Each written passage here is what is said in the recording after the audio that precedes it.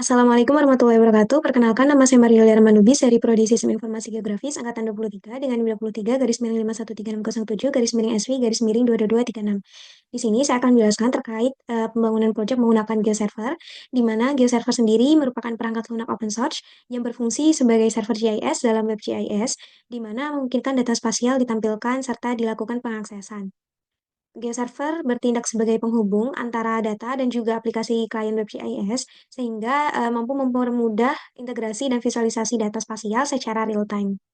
GeoServer juga memudahkan integrasi data spasial dalam sistem web GIS yang membuatnya lebih dinamis, interaktif, dan dapat diakses oleh pengguna secara luas. Kemudian di sini dilanjutkan dengan langkah awal dalam pembangunan proyek acara kali ini, yaitu diawali dengan penambahan data shapefile batas administrasi dari Kabupaten Sleman pada software QGIS, di mana di sini ketika kita telah menambahkan data shapefile yang dituju, kita mengklik kanan pada data tersebut untuk menampilkan bagian properties, kemudian beralih ke bagian simbologi untuk eh, melakukan simbologi berdasarkan klasifikasi yang ditentukan. Di sini saya memilih jenis kategoris dan memberi atau mengubah color remnya. Kemudian dilanjutkan dengan mengklik bagian style, di mana pada bagian style ini akan beralih pada save layer style. Dan di sini memilih jenis SLD style file dengan menentukan bagian outputnya berupa direktori penyimpanan dan juga memberi nama pada data. Kemudian di sini akan berformat .sld karena di sini saya sudah melakukan save pada data, maka kita cancel saja. Nah, ini hasil simbologi dari klasifikasi yang telah saya pilih. Kemudian beralih pada pembuatan workspace pada GeoServer sendiri yang dibuka melalui web Google Chrome. Di sini kita mengklik menu Add New Workspace dan mengisikan pada bagian basic infonya. Karena saya telah membuat projectnya, maka kita buka projectnya. Nah, pengisiannya yaitu berupa nama, kemudian terdapat namespace URI, dan di sini kita mengaktifkan bagian default workspace sendiri, kemudian dilanjutkan dengan penambahan store baru dan pemilihan shapefile pada bagian New Data Source. Nah, kita memilih menu store sendiri, kemudian add new store, kemudian memilih shapefile. Di mana di sini saya telah menambahkan data tersebut, maka kita akan bukanya pada bagian shapefile. Nah, nanti kita mengisikan pada bagian basic store infonya seperti ini, mengisikan workspace-nya yaitu apa yang telah kita buat sebelumnya. Kemudian di sini memberikan nama pada data source-nya serta memberikan deskripsi. Kemudian dilanjutkan dengan penentuan direktori penyimpanan pada bagian connection parameters. Kemudian nanti kita langsung save saja. Setelah itu melakukan pengisian native bounding box dan juga let long bounding box pada bagian layers, menu layers. Di sini add new layer saja, tetapi karena saya telah membuatnya, maka saya akan buka project yang telah ditambahkan. Di sini kita langsung klik compute from data untuk menampilkan nilai dari minimal X, minimal Y, maksimal X, dan juga maksimal Y. Dan juga kita langsung mengklik pada bagian compute from native bound-nya, sama seperti native bounding box-nya.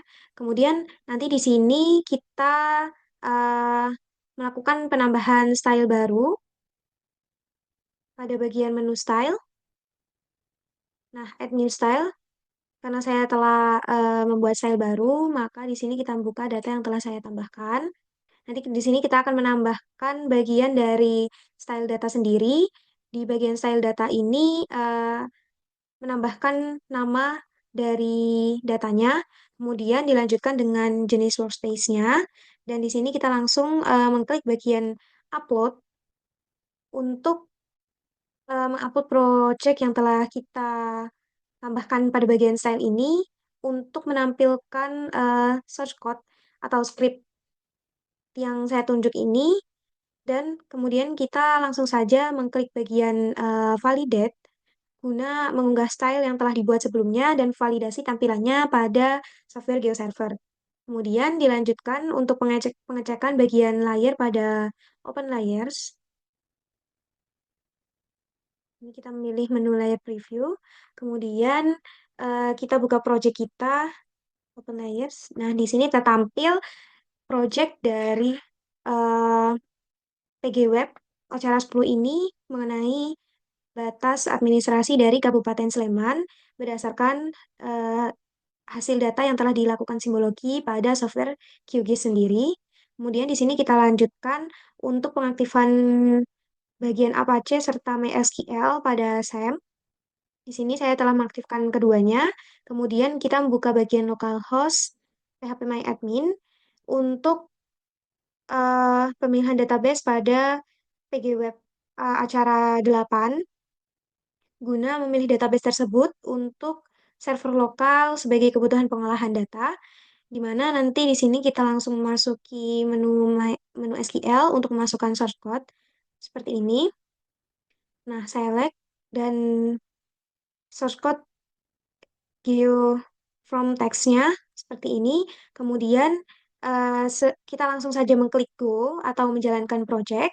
Dan nanti akan tertampil ketika tidak ada error akan tertampil tanda centang showing rows-nya. Dilanjutkan dengan melakukan penambahan store baru. Di sini kita langsung saja add new store. Kemudian memilih MySQL database. Karena saya telah membuatnya, maka kita buka project yang telah saya buat yaitu terkait jumlah penduduk Sleman. Di sini kita mengisikan bagian basic store infonya dan juga connection parametersnya dengan jenis localhost dan juga penulisan port serta nama dari database yang telah dibuat pada bagian localhost phpMyAdmin acara 8. Kemudian di sini masukkan root serta password dan juga melakukan pengaturan-pengaturan lainnya seperti yang tertampil pada layar. Dilanjutkan dengan melakukan konfigurasi SQL view dan melakukan refresh-nya pada bagian right seperti ini. Di sini kita melakukan configure new SQL view dengan mengklik tanda merah ini yang saya lingkari, kemudian dilanjutkan dengan memasukkan source code dari yang kita masukkan sebelumnya pada localhost phpMyAdmin. Kemudian kita langsung saja untuk merefresh-nya. Setelah melakukan refresh, maka akan tertampil tabel seperti ini berdasarkan dari database sendiri. Kemudian kita lanjutkan untuk mengklik menu Find, nantinya akan tertampil menu Find. Kemudian kita mengklik atau mengetikkan kode 4326 untuk memilih WGS 84. Kemudian di sini setelah berhasil melakukan penambahan dari store sendiri, maka dilanjutkan untuk penyimpanan kembali project dengan sistem koordinat WGS 84 seperti yang telah saya jelaskan sebelumnya, dan pengisian bounding box untuk data MySQL. Pengisian bounding box ini akan berada pada bagian layar, di mana kita mengklik menu Add Layer, tetapi karena di sini saya telah membuatnya, maka kita akan membuka project yang telah saya buat. Di sini pengisian bounding box seperti yang dilakukan pada data sebelumnya, yaitu kita langsung saja mengklik Compute from Data dan juga Compute from Native Phone, dan dilanjutkan dengan mengubah WMS setting pada bagian layar juga, tetapi tepatnya pada bagian Publishing, di mana di sini kita mengaktifkan queryable dengan default stylenya yaitu point, dan kita langsung saja melakukan save serta melakukan visualisasi data untuk menampilkan data yang sudah diproses dalam bentuk peta interaktif pada browsernya, yaitu dengan memilih menu layar preview, kita membuka project kita yang kedua, Open Layers, dan di sini tertampil bahwa terdapat sebaran titik atau dalam bentuk poin dari database yang telah kita sambungkan pada localhost-nya dari data acara 8. Sekian penjelasan proyek dari saya, kurang lebihnya mohon maaf. Wassalamualaikum warahmatullahi wabarakatuh.